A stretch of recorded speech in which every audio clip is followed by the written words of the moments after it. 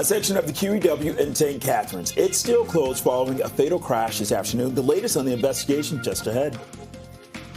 Back here, police searching for suspects after a man was seriously injured when trying to stop a car theft in Oakwood Village. And a first look at BMO Field's multi-million-dollar makeover ahead of next year's FIFA World Cup. To another sports venue, we're live outside the Rogers Center where the Jays are gearing up for the final Looney Dog Day. No, the final homestand of the regular season. This is Live at 5.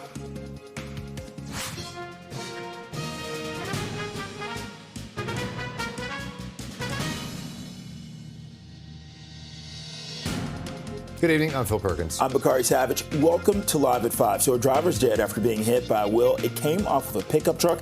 This was on the QEW in St. Catharines. CP24 was over the scene of the Garden City Skyway. The OPP say the wheel came off a Fort Erie-bound vehicle, bounced over the median, and hit a vehicle heading in the opposite direction. The driver of the vehicle that was hit, a 53-year-old man, was pronounced dead on scene. The 52-year-old passenger survived. Two males in the pickup in the vehicle that was traveling towards Toronto, both the U.S. Citizens or from America, 53 and a 52-year-old man or males that were both in that vehicle. The driver, the 53-year-old, pronounced deceased. The vehicle traveling in the opposite direction also happened to be from the United States. It was traveling towards Fort Erie. No injuries to that driver. I don't have his age, an adult male driving that vehicle by himself. And obviously, we're working on notifying family and next of kin, regarding this tragedy by speaking with the passenger who remains in hospital right now. Now, police are investigating how the wheel came off the pickup truck. The closure of the QEW is expected to last several hours now. Okay, well, along with that, let's get a check on the commute with CP24's traffic specialist, Angela Ntiyaboa. We know what's happening on the QEW. Yeah. How's everything else looking? I'll start with the QEW rather quickly. So if you are making your way through, it's really not an easy go. Still closed. The highway is both ways between Niagara Street and Glendale. So for commuters that are trying to make their way home, Niagara-bound traffic being forced off at Niagara Street. And if your travels do take you on the Toronto-bound side, are being forced off at Glendale. Again, I was suggesting to use Glendale as a good alternative, as well as Queenston. They're getting busier. Carlton is probably your best bet. There is another issue, Bakari. It's happening on the Toronto-bound lanes of the QEW at the end of the on-ramp from Erin Mills Parkway. That ramp is closed because of a stalled vehicle. And we had some problems that I can't see, but I'll tell you about them. Southbound on the 410. It's on the ramp that takes you to the westbound 401. We are dealing with a stall that does have the right lane blocked. I'll send it back to you both. This CP24 traffic report is brought to you by 407 ETR. Enjoy the journey with a stress-free commute. Thanks, Adjo. Well, the OPP is trying to identify a motorcyclist seen performing stunts on the 400 near Barrie. Yeah, here's the video. This was taken Sunday evening, showing the rider sitting sideways, kicking both feet in the air off the side of the bike, speeding along the shoulder, and even standing on the seat while holding the handlebar. So police were called, but they couldn't find him.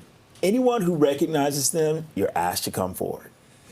And a Toronto man is seriously injured after confronting suspects who attempted to steal his car from his driveway. Okay, CP24's crime analyst Steve Ryan has been covering this all day for us. Steve. Yeah, guys, so this happened on Hatherley Road. That's in the Dufferin and Rogers Road area. It's a quiet residential street. According to the son who we spoke with earlier today, this happened at 3:30 this morning. The entire family was woken as a result of their dog barking at the front window. When the family looked out the front window, they saw two suspects trying to steal one of their vehicles that was in the driveway. The entire family went outside, and as a result, Dad was struck in the head with the blunt force object. The son believes it may have been some sort of crowbar. Mom was shoved out of the way, and then the suspects fled. The son chased after one of the two suspects who got into a waiting vehicle, and that vehicle drove away. So he came back, attended to his parents, and then called police. So now this is an investigation being conducted by 13 Division. Police are still on scene here, gathering forensic evidence and taking photographs of the situation. Now, we did speak with neighbors, and I spoke with the son a short time ago myself, and here are some of those conversations. Let's listen. My neighbor sent me a message on Messenger saying that something happened on the street. So I came out and then I saw the tape and I can't believe it. I shouldn't have chased him because who knows if he had a gun, knife. He could have turned around, done something to me, but it was a dumb choice on my end. And I just thank God, like, I'm okay, my dad's okay, mom's okay, brother's okay, family's okay. That's all you can ask for, you know. Like, I don't care about the car, as long as they're okay, all that matters, you know. But this needs to stop because it's just every other day now. It's getting repetitive. It's the new norm now. It's dumb. It's pathetic.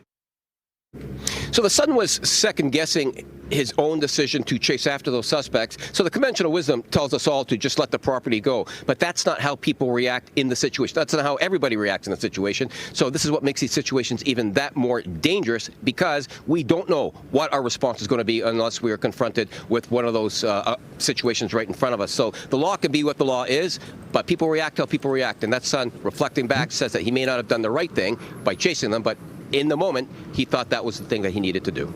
Who's to say? I'll send it back to you guys. All right, CP24's crime analyst Steve Ryan. And police have made an arrest. This is in a Scarborough murder earlier this month. 34-year-old Milan Taran turned himself into police yesterday. He was arrested and charged with first-degree murder in the shooting death of 43-year-old Paulin Harusha. And Harusha was found. He had been shot in a vehicle at a plaza near Victoria Park in Shepherd just before midnight, September 13th. He was pronounced dead at the scene.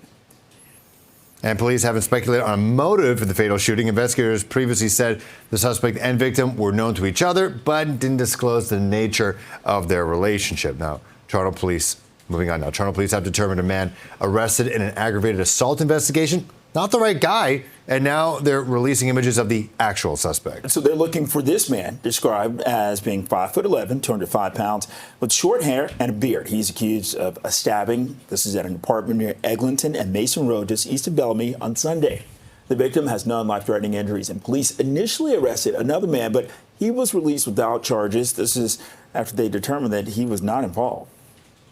And a third suspect has been arrested in an Oshawa swarming. Yeah, a 15-year-old girl has been charged with assault causing bodily harm.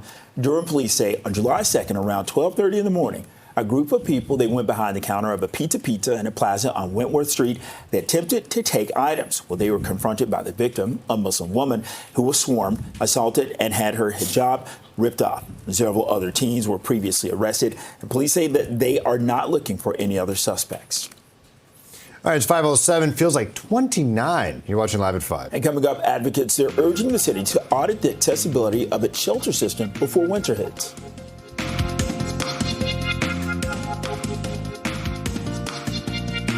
The federal government has announced details about the next phase of its gun buyback program, which is set to focus on assault-style firearms. Well, the pilot project will be open to eligible firearm owners in select areas of Cape Breton. Since May 2020, Ottawa has outlawed approximately 2,500 types of guns on the basis they belong on the battlefield, not in the hands of hunters or sport shooters. Quebec MP Natalie Provost, who survived the École Polytechnique massacre, says the ban on assault-style weapons has widespread support. 70% in rural region, 80% in urban region. Canadians agree. They see like us. Students in 1990 with the society tabled a petition to say that they were for the ban of assault-style weapon. Today, in 2025, we are still going on, and we will complete it. And a Quebec gun control group says that the federal government firearm buyback program is going to be a waste of money unless it includes a ban of the semi-automatic SKS rifle. U.S. President Donald Trump has addressed the United Nations General Assembly. He criticized the UN's role in bringing an end to wars after claiming he's stopped 7 during his second term in the White House. What is the purpose of the United Nations? The UN has such tremendous potential. I've always said it. It has such tremendous potential, but it's not even coming close to living up to that potential. For the most part, at least for now, all they seem to do is write a really strongly worded letter and then never follow that letter up. It's empty words, and empty words don't solve war. The only thing that solves war and wars is action. Okay, Trump has distanced the U.S. from the UN since taking office again, including withdrawing from the World Health Organization and ending participation in the UN Human Rights Council. Well, prior to Trump's address, the White House issued a statement saying that globalist institutions had significantly decayed the world order. And Prime Minister Mark Carney and Ukrainian President Volodymyr Zelensky led a summit on the sidelines of the UN General Assembly today, focusing on discussing a plan to secure the safe return of Ukrainian children abducted by Russia. Putin has stolen Ukrainian children. Thousands of children have been abducted by Russia. Russia has repeatedly targeted the most vulnerable groups of children, including orphans, children with disabilities, children from poor families. Russian soldiers have entered classrooms and forcibly rounded up children, taking them to Russian schools and orphanages. To lose a child is every parent's nightmare. For the people of Ukraine, it's a horrifying reality. Earlier today, U.S. President Trump said that Ukraine can win back all territory lost to Russia. That's a dramatic shift. This is from the U.S. leader's calls on Kyiv to make concessions to end the war. So the comment on social media, this came following a meeting with Zelensky. It's 5:17, feels like 29. Watching live at 5. Well, coming up, the Jays open their final homestand of the season tonight. This as they look to hold on to the top spot in the AL East.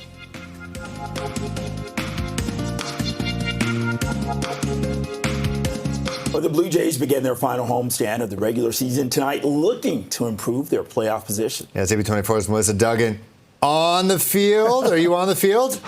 Yes, you are. There she How many is. hot dogs have you I'm had? on the field. How many hot dogs have you had? Okay, 0 hot dogs, but looking out for some. I'm too excited to eat right now, though, I got to tell you. The last time I did a live report here about half an hour ago, I don't even know what I said. This is just too much. Okay, let me show you the field.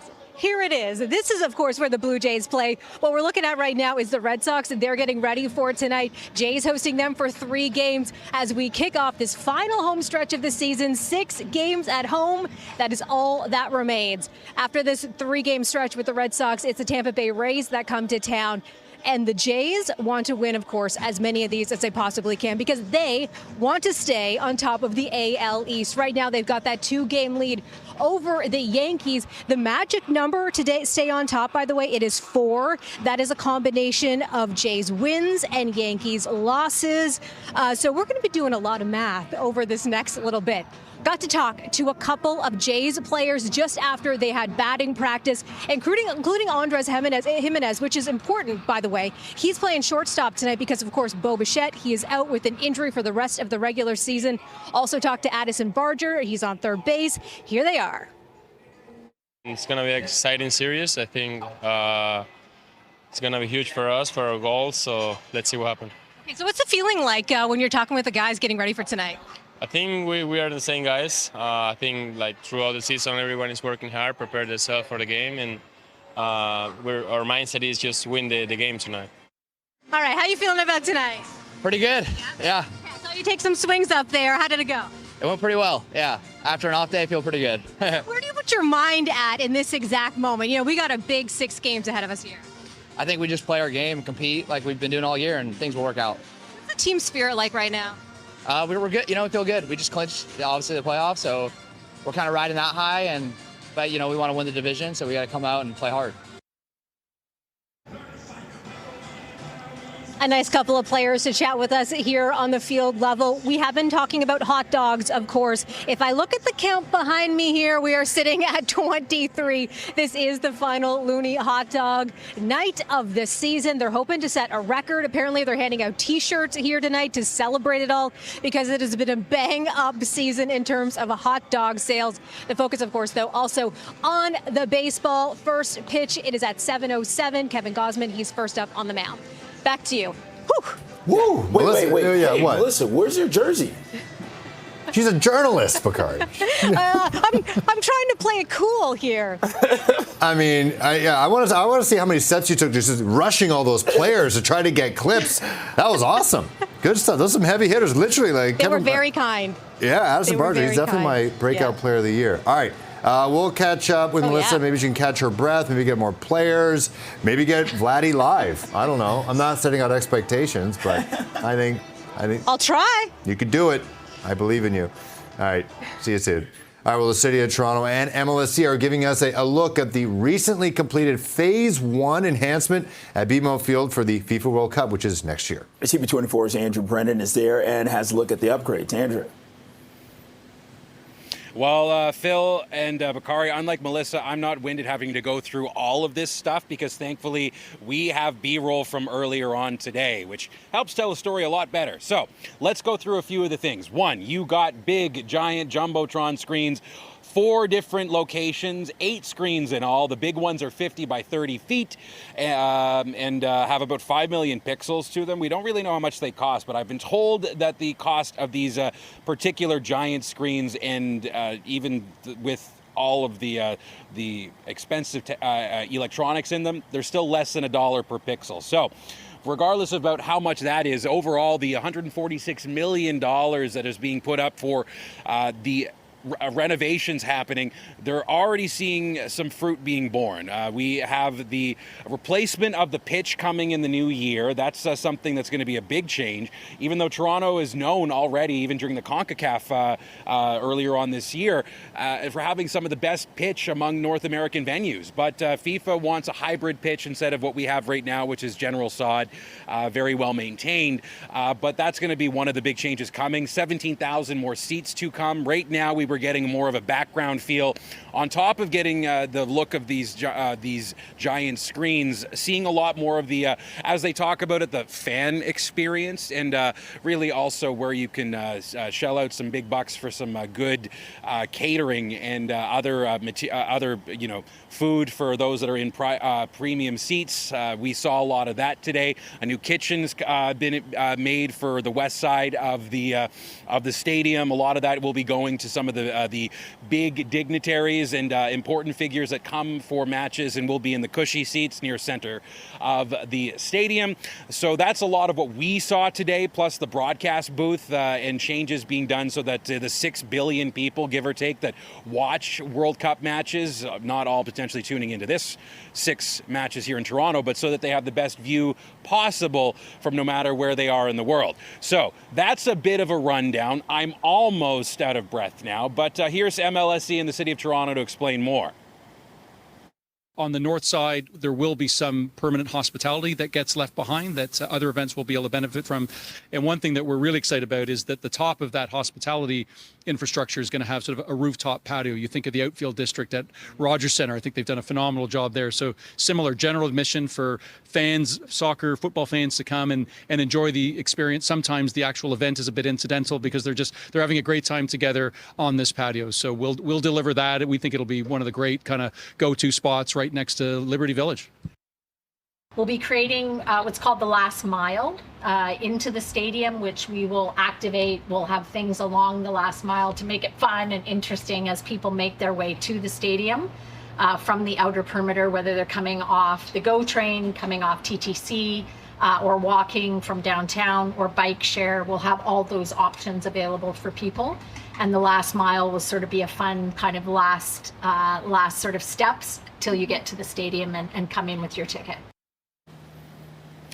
So you can hear a lot to be done, a lot already done as we look ahead, Bakari and Phil, to June 12th, 2026. Back to you. All right. Andrew Brennan, thank you very much. We appreciate that. Cannot wait. It's going to be massive. Well, a Markham-based spatial company is set to launch Canada's first ever commercial rocket sometime this afternoon. The rocket named Tega, manufactured by Nord Space, that was scheduled to launch this morning. However, the launch has been postponed to tomorrow due to an issue with the launch pad. These things happen. Tega will be sent into orbit from a site located just outside the small town of St. Lawrence, Newfoundland and Labrador. The company says the location was chosen for its proximity to the Atlantic Ocean, which helps maximize safety during launch operations. All right, it's 5:28, 24 degrees. This is Live at 5. We come back. One person is dead following a crash on the QEW in St. Catharines this afternoon. It's a live look at the roads. You can see people aren't going anywhere through that lane.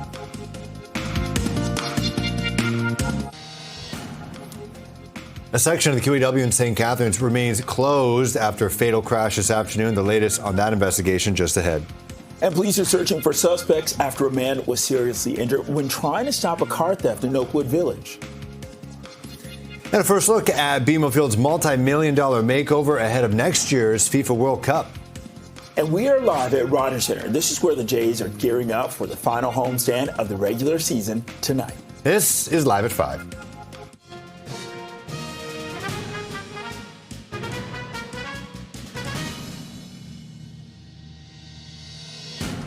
Good evening. I'm Bakari Savage. And I'm Phil Perkins. Our top story, a driver is dead after being hit by a wheel that came off a pickup truck in the QEW in St. Catharines. This is footage from CP24, which is over the scene. This is near the Garden City Skyway.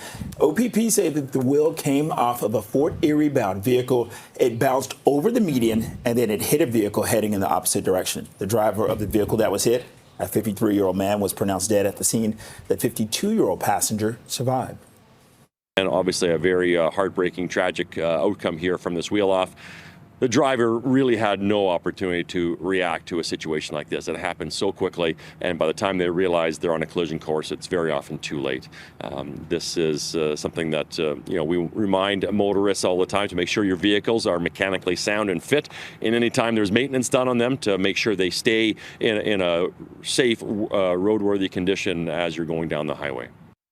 Police investigating how the wheel came off the pickup truck in the first place. The closures of the QEW, they're expected to last several hours. Well, a Toronto man seriously injured. This is after confronting suspects who attempted to steal his car from his driveway. For more on this, we go live now. CP24's crime analyst Steve Ryan. And this is another situation where someone kind of putting matters into their own hands with someone violating their personal space.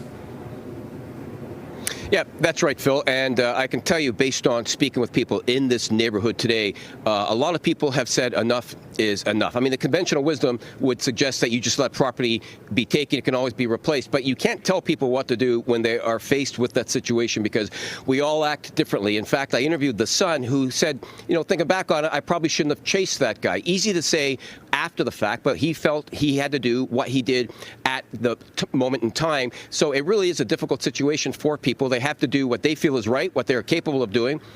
And it's hard to dictate or suggest even what they should do.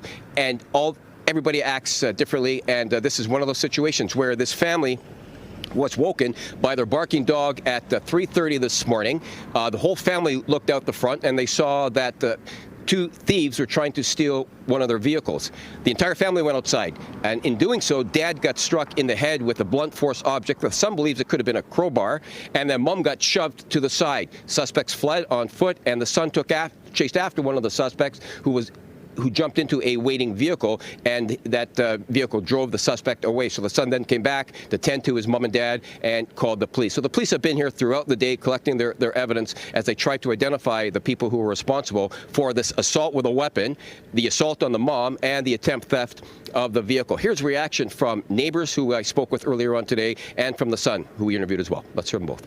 My neighbor sent me a message on Messenger saying that something happened on the street. So I came out and then I saw the tape and I can't believe it. It's kind of strange because I've been living here for 10 years and nothing ever happens in this neighborhood. It's a family neighborhood. So yes, it's 2 nights in a row or in the last week. If I was awake from the beginning, I'd tell them, leave them to take the car, let them do whatever they want. Your life, my life, everybody's life in here is way more important than you, like the car. I could not care less about the car, but as soon as I saw both of them out there, as a son, I'm like, I'm not gonna leave them to fend for themselves. I'm gonna come out, do what I can as a son to protect them from getting harmed. My safety went out the window. I cared about them at the moment, and I just, thank God, nothing else happened. I think the statement there from the son really highlights and illustrates, Phil, what we were just talking about. Looking back on it, he may have did things differently, but in the moment, he did what he felt he needed to do. And lastly, very quickly, the family was getting estimates to get bollards put up in front of their driveway to prevent this from happening again. Sadly, I spoke to the guy that installs these bollards. He said that business has been booming with people wanting to put those on their driveway so that they don't have their car stolen. This is what it's come to. So back to you. All right, CP24's crime analyst Steve Ryan. And police chiefs from across the region, they gathered today for the first of its kind Victims and Survivors Symposium. It happened in Mississauga. Yeah, chiefs of Durham, Halton, Peel, and York police released recommendations in response. They include bail reform, better access to supports for victims and survivors, and legislative changes to address violent crimes and reduce harm. Some 250 people attended the conference to discuss immediate and long-term impacts on victims, survivors, and their families, as well as the overall impact on community safety. The courts failed to protect our daughter. If he hadn't been released on bail again, Darian would be alive today. Peel Regional Police, Halton Regional Police did everything they could to keep Darian safe. They arrested and charged the accused multiple times and pleaded with the courts to keep him in custody. But their efforts were ignored. The courts put faith in a surety to justify bail, even though the same surety had failed multiple times before with no consequences. That failure cost our daughter her life. The case is now expected to proceed late 2026, which will be over 6 years later, while we are still traumatized. It will be after her murder. The 6 years have been agony. Each delay reopens our wounds that we have to try and heal. The system seems to prioritize the rights of offenders over the safety and well-being of victims and survivors. Bail and illegal gun laws must change now. The daily loss of life is unacceptable. We urge the government to stop talking and to act. We're thinking of the victims at the forefront of the investigation, of the prosecution, and after.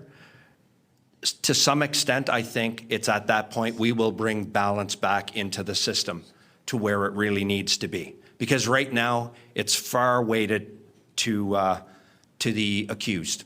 And very, very few times do we ever hear conversations about the victims at bail. Well, it's 5:37, feels like 29. Watching live at 5. And coming up, a new investigation reveals that TikTok failed to protect kids following shortened measures to keep them off the platform.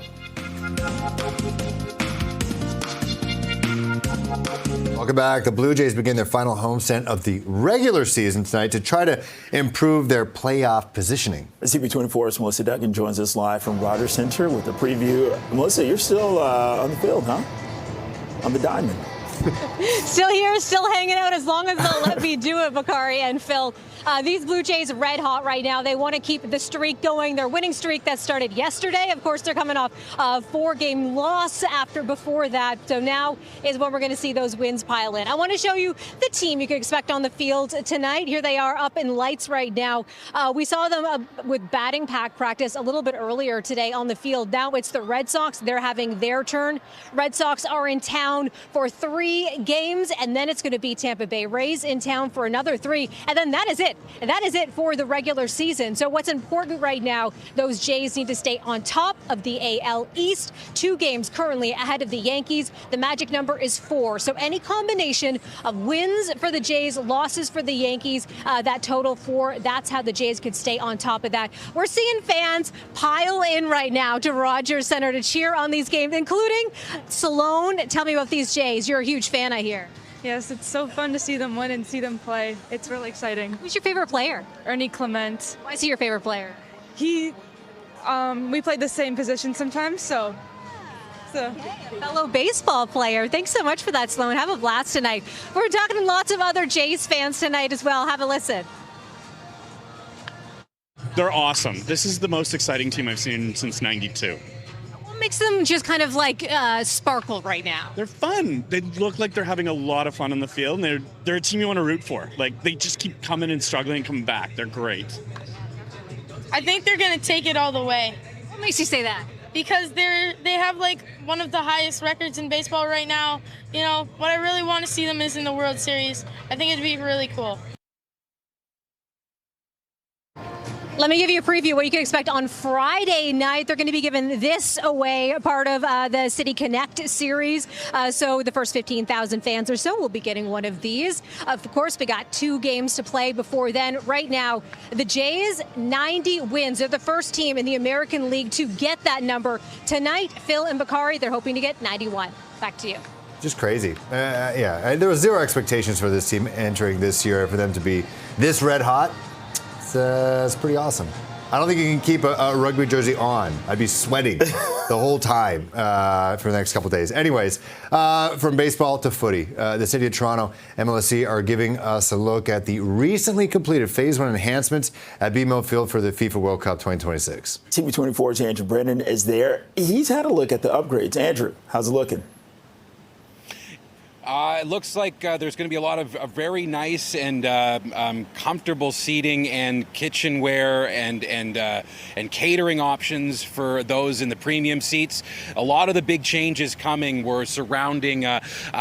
Well, they do have names, but they actually can't be used as such during FIFA because of how stringent they are to ensure that its worldwide branding partners are the only brands that you see inside the limits of a stadium and surrounding. So looking at where the premium seats were that have been changed up, they knocked out a couple of the walls for some of the lounge, some of the loges or deluxe boxes, and made one giant area there. There's also a new kitchen area that will be catering for a lot of those premium seats that we got to see, and the western side of BMO Field, which again won't be its name, by the way, during the 2026 World Cup matches here. But that will also include all the people in the, let's just call them general admission areas, and the less priced seats around the western side.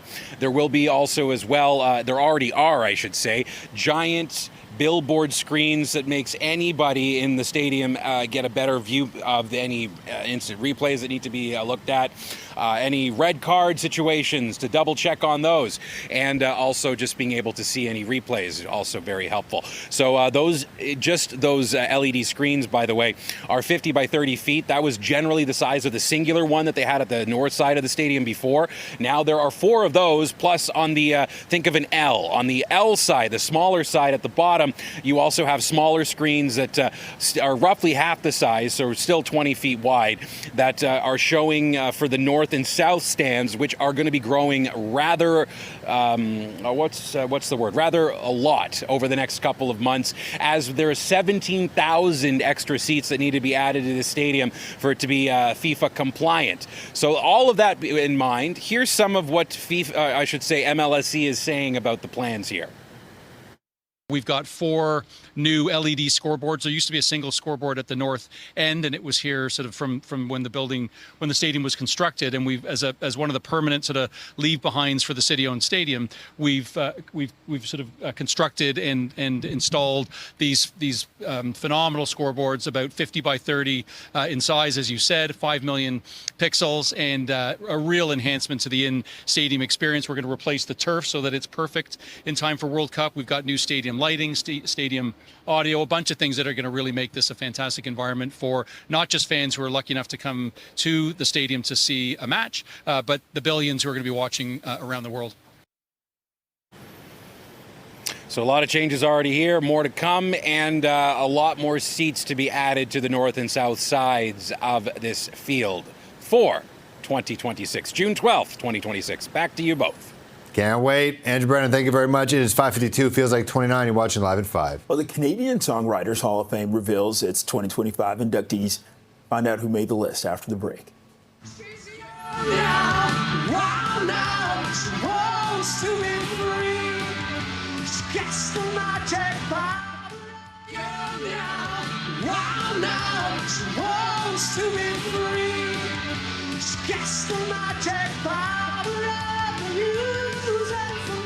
That's Rick Emmett, lead singer of Triumph. Emmett and his legendary Mississauga band, they are set to be inducted into the Canadian Songwriters Hall of Fame this year. He joins the 2025 list alongside some of Canada's most celebrated songwriters and performers.